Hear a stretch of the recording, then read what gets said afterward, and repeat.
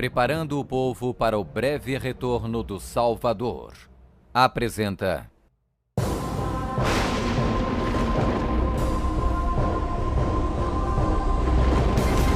Quem é a besta citada no livro do Apocalipse?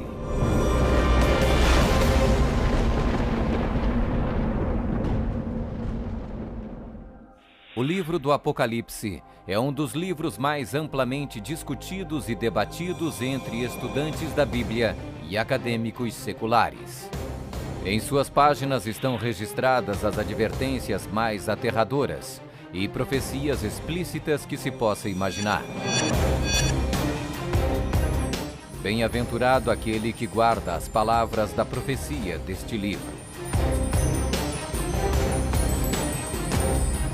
Um dos símbolos mais cativantes, mas muitas vezes mal interpretado das escrituras apocalípticas do Apocalipse, está no capítulo 13, onde fala sobre a besta do mar, que muitas vezes é referida simplesmente como a besta.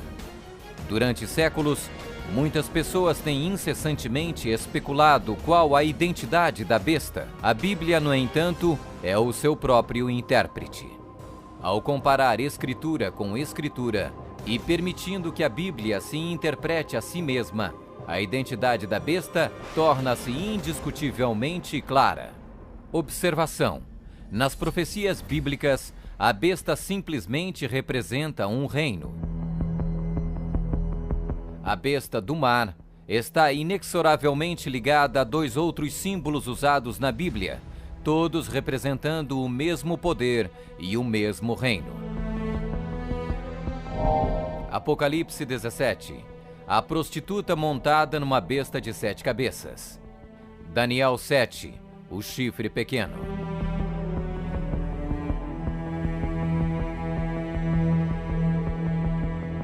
Quando comparamos Escritura com Escritura, a identidade deste poder anticristo torna inevitavelmente óbvio. 15. Características que identificam o poder da besta.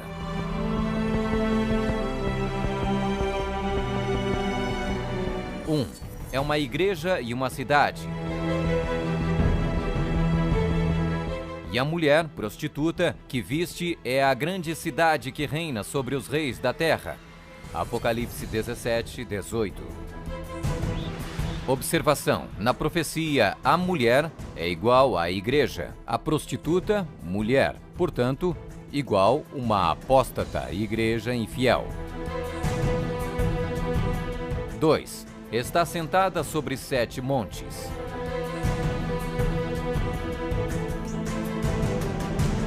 Aqui está a mente que tem sabedoria.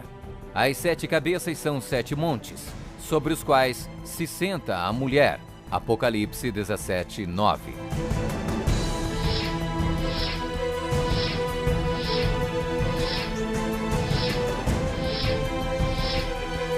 Está vestida de púrpura e escarlate, e é adornada de ouro e pedras preciosas.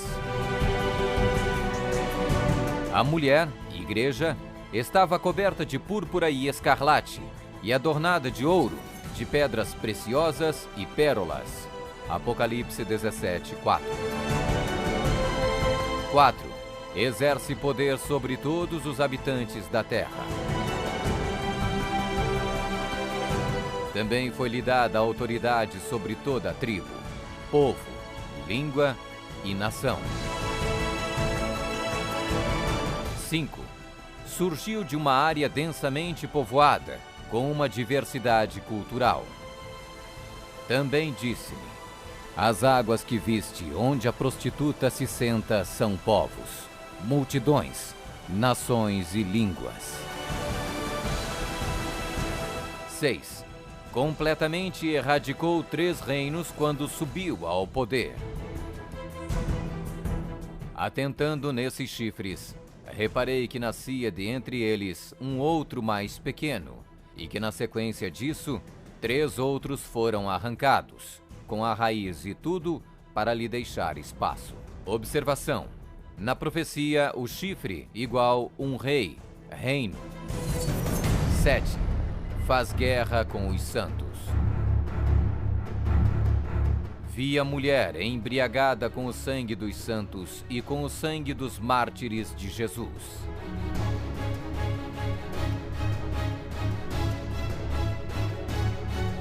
Oito. Tem um único homem que age e fala por todos. Eis que neste chifre havia olhos, como os de homem, e uma boca que falava com grande insolência. 9. O soberano deste reino se levanta contra tudo que se chama Deus. Ninguém de nenhum modo vos engane.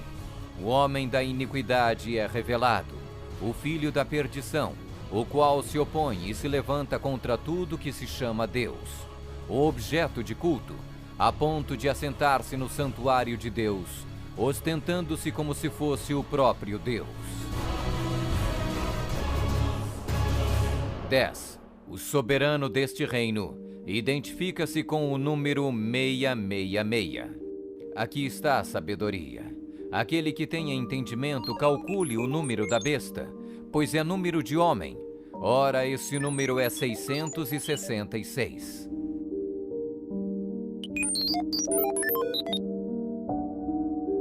11. Fala arrogâncias e blasfêmias. Foi-lhe dada uma boca que proferia arrogâncias e blasfêmias. 12. Tentou mudar o calendário e a lei de Deus. E cuidará em mudar os tempos e a lei.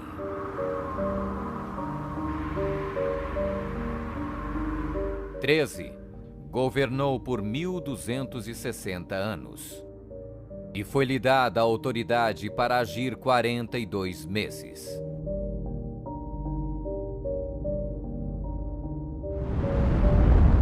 Observação: um dia profético igual um ano literal. Ano lunar, 354 dias. Ano solar, 365 dias. Ano bíblico lunisolar, uma média de 360 dias. 42 meses, igual 3,5 anos, igual 1260 dias. 1260 dias proféticos, igual 1260 anos. 14. Sua autoridade foi destituída por um poder civil e foi tomada em cativeiro. Se alguém leva para cativeiro vai. Se alguém matar à espada, necessário é que seja morto à espada. Observação: a espada aqui indica o poder civil. 15. Foi mortalmente ferida, mas acabará por se recuperar. Então vi uma dessas cabeças como golpeada de morte, mas essa ferida mortal foi curada, e toda a terra se maravilhou, seguindo a besta.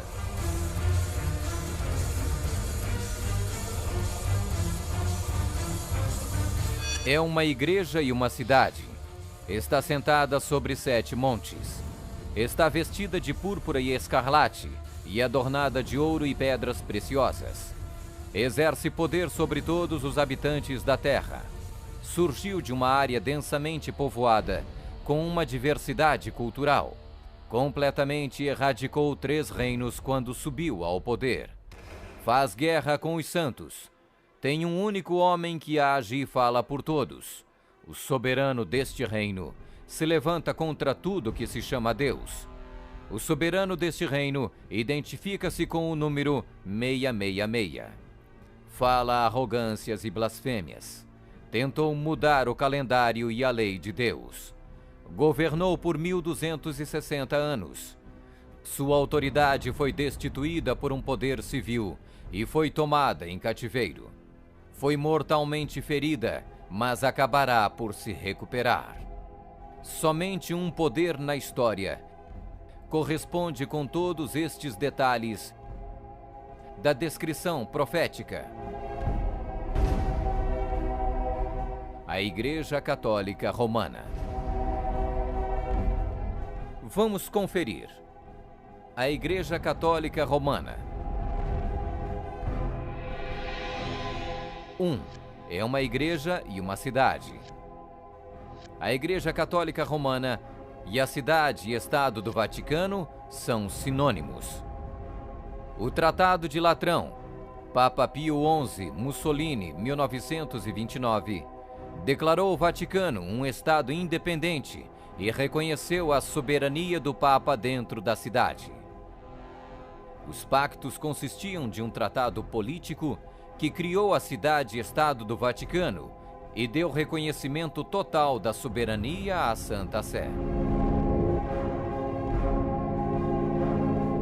2. Está sentada sobre 7 montes. Roma. A cidade das 7 colinas.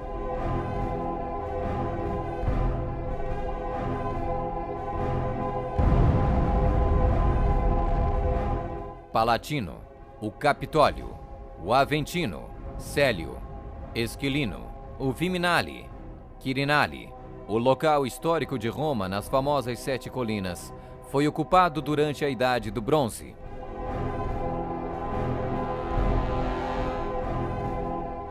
Três. Está vestida de púrpura e escarlate e adornada de ouro e pedras preciosas. A cor para os bispos e outros prelados é púrpura, para os cardeais é escarlate. A cruz peitoral deve ser feita de ouro e decorada com pedras preciosas. Observação: havia 4 cores determinadas por Deus para serem usadas pelos sumos sacerdotes: ouro, azul, púrpura e carmesim. Disse o Senhor a Moisés: fala aos filhos de Israel e diz-lhes que nos cantos das suas vestes façam borlas pelas suas gerações, e as borlas em cada canto presas por um cordão azul.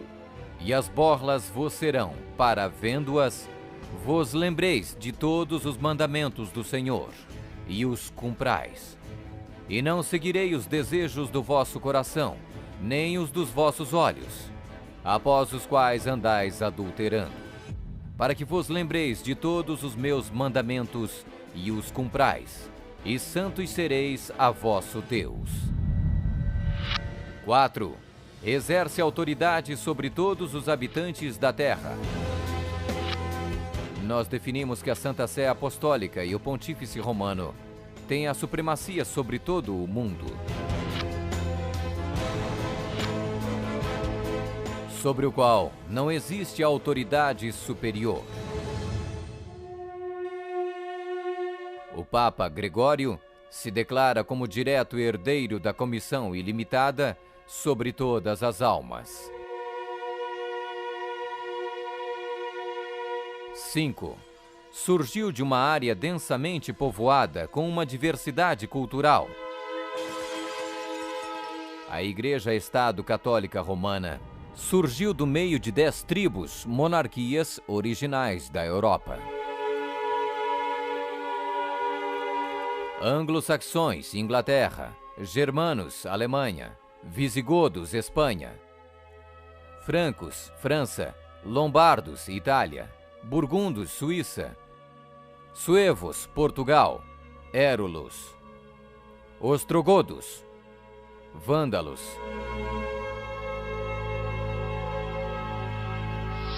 6.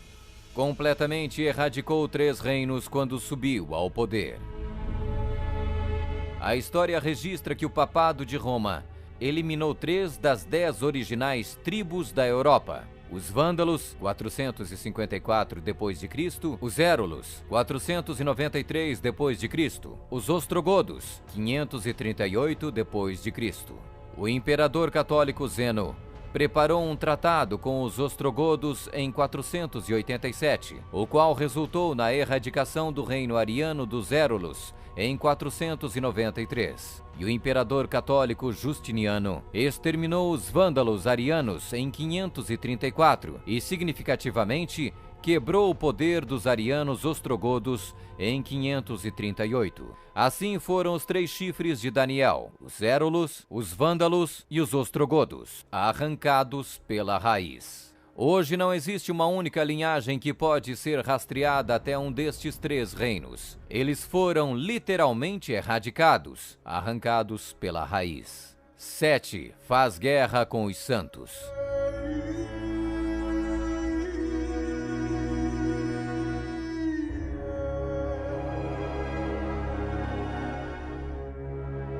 Que a Igreja de Roma derramou mais sangue inocente do que qualquer outra instituição que tenha existido na humanidade não será colocada em dúvida por nenhum protestante que possua bons conhecimentos de história.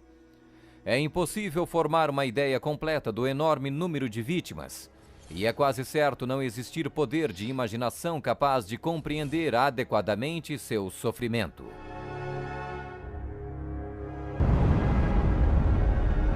8. Tem um único homem que age e fala por todos. O Papa é o único porta-voz de toda a Igreja Romana. 9. O soberano deste reino se levanta contra tudo que se chama Deus. Nós detemos nesta terra o lugar de Deus Todo-Poderoso.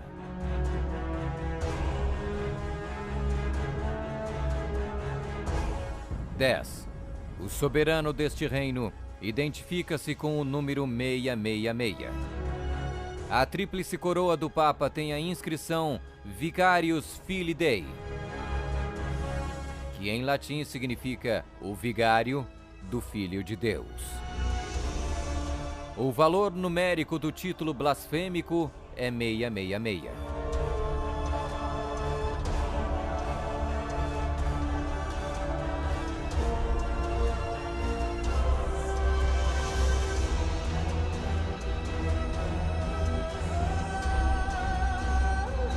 11. Fala arrogâncias e blasfêmias.